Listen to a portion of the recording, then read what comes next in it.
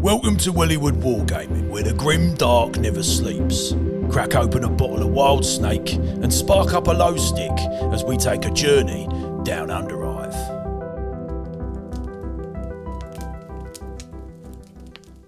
Right, shut your trap and listen up, you reprobates. I, Paddy the Puritan, am going to educate you on some Underhive's worst offenders, them Van Saar bellends. The floaty lads, the wire-sniffing, data-worshipping, soul-vacuuming disgrace to humanity. Van Saar. Nah, lad, they're not a house. They're a liability, brewed in tubes, raised by cogitators and taught to cry when the ash storms burp. They glow like they've been sucking on rad pipes since they were in the amniotic nutrient tank. I've seen torches with more spiritual purity. One minced past me once, proper smug lad looking all superior in his bloody fluorescent pyjamas like he's the Emperor's chosen. I says, "Hey lad, you're not special. You're just an irradiated sausage with legs." Neotechs, they fly apparently, lad. Little tech heretics zooming around on hoverboards like servo cherubs what have been on too much stim. Think they're hard because they float. Floating don't make you hard. It makes you soft, lad. Proper soft. Absolute pansies, the lot of them. I walk. So did the Holy Emperor. Probably.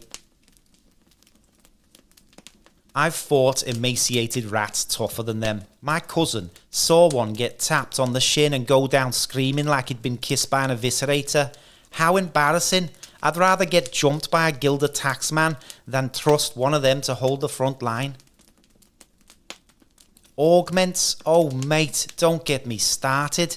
They think sticking more scrap and bionics into their blasphemous bodies makes them more cool. One lad had a can opener for a hand. A can opener?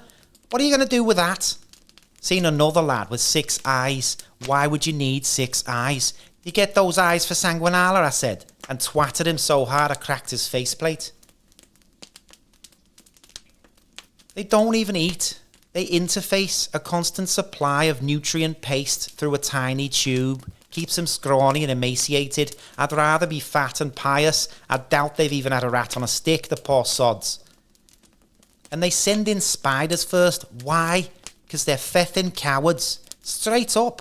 You ever had cyberarachnids crawl up your legs chanting in binary? It ain't natural, that. It ain't natural, lad. I booted one across the chapel and it exploded in a righteous fury. Called it a data scout. I call it a webby bellend. They've even got these shimmer fields they hide behind too. Pure shite. A wet sneeze knocks them out. They prance around behind them like they're indestructible till you light them up with a holy flamer. I tagged one once and he started screaming like I'd unplugged his favourite picked feed. We laughed, we sang, we burned his boots in honour of the throne. And have you ever heard the names of their weapons? Thermoplastic particle devastator, pulse-laced directional coil. What a load of sump shite. My cleaver's called Justice, and when I swing it, no one needs a glossary to feel what's coming. I saw a plasma grenade go off by accident once. The whole of her torso just vaporised, and there was only the head, hands and feet left on the heretic. And they don't even believe. Not really. They respect the Emperor's technological legacy, apparently, but don't feel the touch of his light. I pity them. Faith's about pain, fire, ashes on your face and blood in your mouth, shouting scripture like your throat's been chewed by a cybermastiff. That's faith. They say we're the mad lads. They say we stink. They say we've got no grip on reality, but we've got the love of the golden throne and he shines the way for us. What have they got except radiation poisoning and dodgy onesies? One day, all that tech's going to turn on them. Their spider legs will tangle, their augments will backfire and their hoverboards will malfunction and they'll come crashing down to die, bleeding from 1,000 righteous stab wounds. And then, when the day comes, guess who's standing tall? Me. Candle in one hand, fire pike in the other, St. Barry's skull on my shoulder laughing as they melt like candles. So next time you see a Van Saar, don't talk. Don't wait, just ignite and send him before the Emperor to be judged for a shameful life of sin and terrible taste in fashion. Praise be to the flame. Praise be to the flame!